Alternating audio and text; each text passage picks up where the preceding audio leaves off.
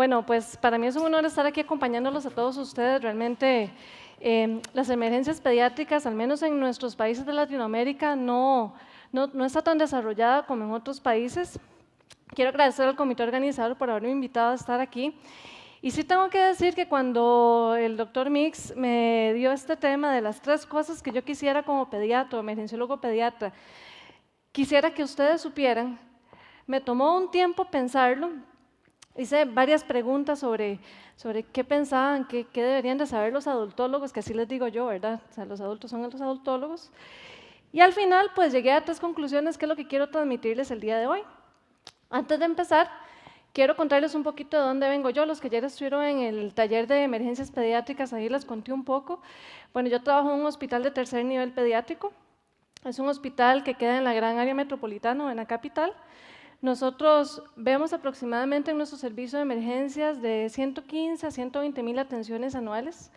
Costa Rica tiene un país que tiene 5 millones de habitantes y nuestra población, que es todo el territorio nacional, tenemos 1.300.000 niños. Entonces, más o menos eso es pues, nuestro alcance con lo que nosotros podemos ver. Y otra cosa importante es, bueno, si nosotros tenemos 1.300.000 niños en Costa Rica y vemos 115, 120 mil atenciones anuales, ¿a dónde se ven la mayoría de los niños? Y eso es algo que en Estados Unidos se ha estudiado bastante. De 30 millones de atenciones que tienen ellos en el año, 30% son atenciones pediátricas. Y ese 30%, esos 30 millones, 75% de las atenciones se van a ver en hospitales generales o en hospitales comunitarios. Quiere decir que un 25% de esos pacientes van a terminar siendo vistos en lugares especializados o por pediatras en hospitales regionales o terciarios. Pero cuando nosotros nos hacemos la pregunta, bueno, ¿y qué hace la diferencia? ¿Por qué un adulto o un emergenciólogo de adultos pues hace alguna diferencia con respecto a la atención del paciente pediátrico cuando comparamos con emergenciólogos pediátricos? Bueno, esta foto que está aquí, este es el doctor Moya, que está ahí. Él es emergenciólogo adulto, mañana ustedes lo van a conocer.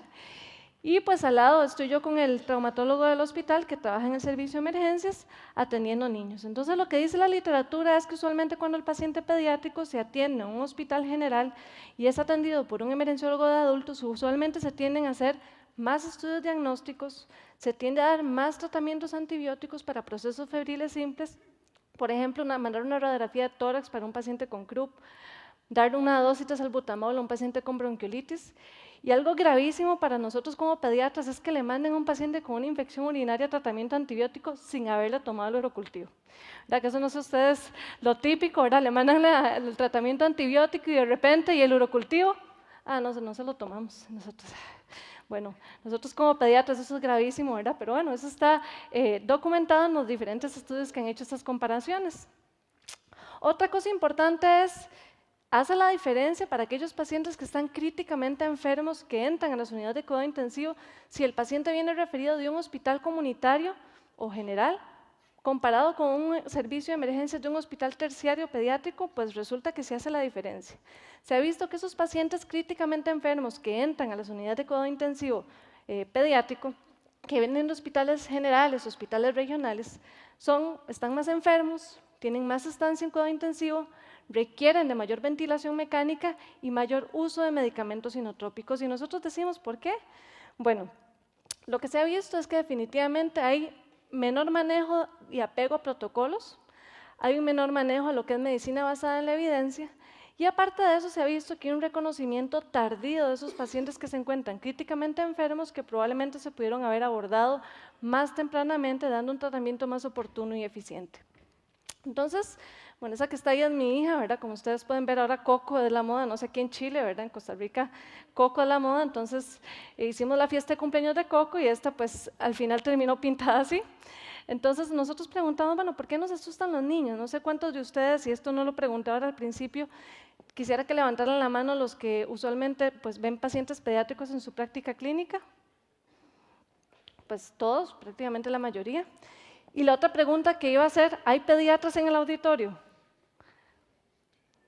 Bueno, por dicha son poquitos, para no entrar en conflicto con lo que voy a decir el día de hoy. Entonces, usualmente cuando nosotros vemos a niños o niños pequeños que entran a un servicio de emergencia general, usualmente pasa lo siguiente. Tenemos algunos que puede ser que no les dé tanto miedo verlos, pero la mayoría de los colegas lo que van a hacer es salir corriendo para el otro lado.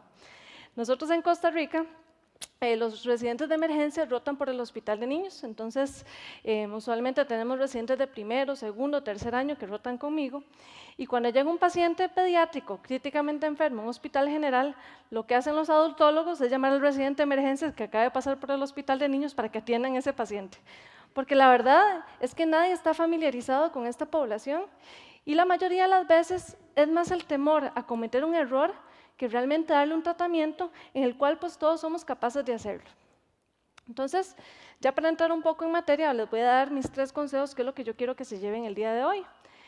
El primero, y probablemente aquí la doctora Vieira me va a matar, ¿verdad? Porque eso es algo que en el libro, en el Nelson, en el Meneghelo, ¿verdad? Cuando mencionan que los niños no son adultos pequeños, en realidad, pues mi consejo es, los niños sí son adultos pequeños, son tan diferentes. Bueno, la verdad es que cuando nosotros vemos, lo primero es que todos somos de la raza humana, ¿verdad? Estamos claros que los niños no son extraterrestres. El otro punto importante es que hay más similitudes que diferencias. Probablemente los niños más pequeños tienen pues algunas diferencias fisiológicas que eventualmente pues uno puede tomar en cuenta, pero en general hay más similitudes que diferencias.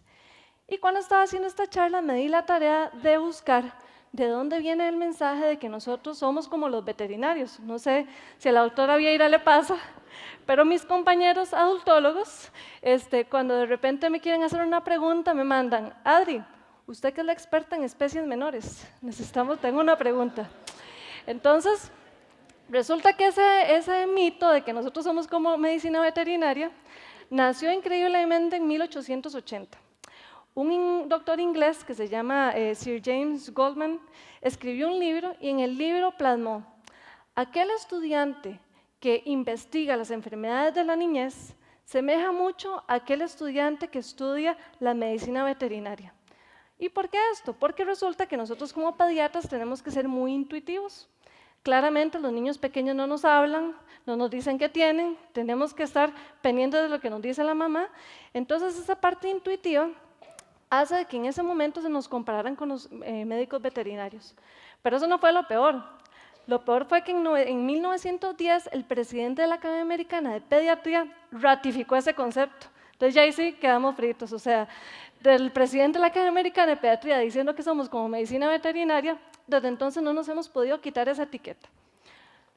Los recién nacidos, esos sí son extraterrestres, no los vamos a ver el día de hoy. Los recién nacidos tienen orificios en el corazón que hacen que la fisiología del pulmón sea diferente, los medicamentos se metabolizan diferente, esos bebés son diferentes, cualquier cosa que tengan puede significar una enfermedad grave. Entonces, vamos a dejar de lado los recién nacidos y mi consejo con esta población es, si ustedes no están seguros de que ese paciente pueda tener algo más grave, consulten con el pediatra que está disponible. Pero bueno, regresando, ya, se volvió loco. Regresando a los pacientes críticamente enfermos y a que los niños sí son adultos pequeños, que somos los médicos que trabajamos en medicina de emergencias, somos los resucitadores por excelencia, somos los reanimadores. Siempre me acuerdo de las palabras del doctor Joe Lex, que dice que la medicina de emergencias son los mejores 15 minutos de todas las especialidades. Quiere decir que no hay nadie que resucite mejor a un paciente. Cuando a mí me llaman de hospitales regionales diciéndome que tienen un paciente críticamente enfermo y que me lo van a referir, lo primero que yo pregunto es, ¿está el emergenciólogo ahí?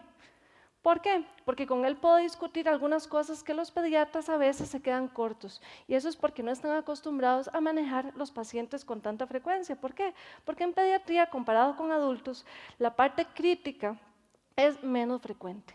Entonces, transferencia de conocimientos. El A, B, C, D, E es exactamente igual.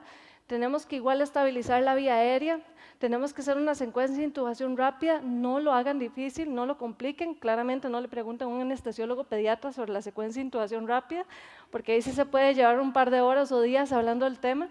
Probablemente casi que con ketamina y succinilcolina podemos intubar a todos los pacientes pediátricos, entonces no lo compliquen. Si vamos a usar líquidos, el paciente también se choca, hay que darle líquidos, si hay que darle oxígeno, hay que darle oxígeno. Los procesos, por ejemplo, estatus convulsivo, que era Vimos con Hans, son exactamente iguales, hay que darle igual benzodiazepinas, igual hay que descartarle la hipoglicemia, igual hay que descartarle si tuvieron una intoxicación por isoniazida. Entonces, los procesos son iguales. Mi segundo consejo es conozcamos los números. ¿A qué me refiero con esto? Bueno, desgraciadamente en el paciente pediátrico tenemos que pesarlos, ¿verdad? Entonces, los niños más pequeños probablemente tendrán en el librito vacunas el peso. Muchos niños no lo tienen. A veces por la condición del paciente nosotros no podemos pesarlos porque se encuentran muy graves, entonces para eso existen fórmulas como esa que les enseño ahí, por ejemplo para menores de 5 años, edad por 2 más 8, mayores de 5 años, edad por 3 más 3, ¿verdad? Entonces hay fórmulas que no necesariamente tienen que aprendérselas de memoria, pero que eventualmente pueden encontrar un lugar a donde buscarlas. Aparte de estas fórmulas, existen, por ejemplo, estas tablas como la tabla de Broslow, que nos ayuda a medir el paciente y de acuerdo a la talla, el paciente va a quedar en un color. Entonces, de acuerdo a esto, nosotros podemos estimar cuántas dosis le toca, ahí nos dice el tubo que le toca, la hoja de intubación. Entonces, esas tablas también se pueden utilizar, las venden por internet, para facilitar lo que es la dosificación en los pacientes pediátricos. Yo me acuerdo cuando era residente, que no fue hace mucho tiempo, no tengo canas porque tengo, ¿verdad?, teñido el pelo, entonces, ¿verdad?, para que no me adivinen mi edad, pero yo me acuerdo cuando era residente que nosotros, además del gafete, andaba siempre una calculadora. Entonces, además, andaba 50 libros aquí en la gabacha y cuando uno necesitaba algo, inmediatamente agarraba la calculadora y empezaba a calcular los pesos, las tallas, etc. Utilicen la tecnología. Realmente ahora uno no ocupa andar libritos, ni ocupa andar calculadoras. Con solamente el teléfono uno puede sacar aplicaciones que nos ayuden a determinar y a definir qué le corresponde al paciente, cuál es la dosis, si este paciente está con esta patología, qué algoritmo voy. Entonces esas son mis 6 aplicaciones, que es las que a mí me gusta utilizar cuando tengo que consultar algo. ¿Ok? Se volvió loco. Mi tercer consejo es, cuando ven un paciente pediátrico con un servicio de emergencias, ténganlo por seguro que ese no fue el primer lugar que el chiquito quería ir a pasear, ¿verdad? Probablemente esa estancia en el servicio de emergencias puede ser la peor experiencia de sus vidas. Y cosas mínimas en el manejo de ese paciente pueden hacer la gran diferencia. Entonces, hay que mantener a ese niño con esos padres de familia, dejar que lo acompañen en el proceso. Por ejemplo, cuando se hacen procedimientos pequeños, procedimientos grandes, dejen que esos padres acompañen a ese paciente, explíquenle. Usen la distracción.